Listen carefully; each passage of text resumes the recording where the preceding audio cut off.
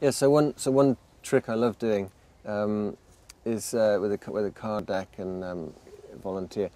I get someone to take a card and disguise the card, or basically draw something on the face of the card to represent themselves, so it becomes the only card in the entire universe that looks like them.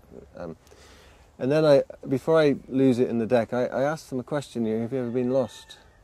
Have been lost physically, or maybe we get lost in other ways, So implanting the seed of thought that, that sometimes we're lost in life. And then sure enough, I put the card about halfway down, and I ask someone, how far down do you think you are, roughly? And they say 18, 20 cards down. And then they're surprised when I turn over the top card, and they're there. And the whole point being, sometimes we feel we're lost, but actually we're not lost at all. We just need to reconnect to who we are, and we find ourselves. And then I do the same thing again.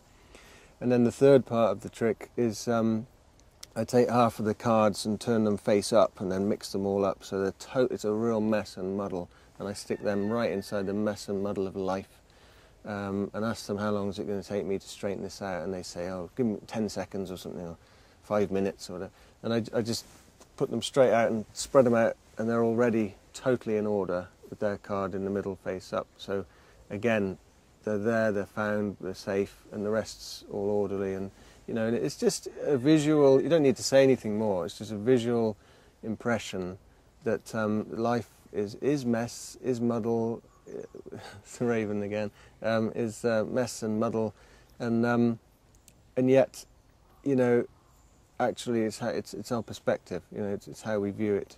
If we learn to look at life differently, maybe it's not as messy, as muddled, as disorderly as we imagine. And sometimes there's beauty in the mess and muddle anyway. That's what I think. So the film, The Big Lebowski, I have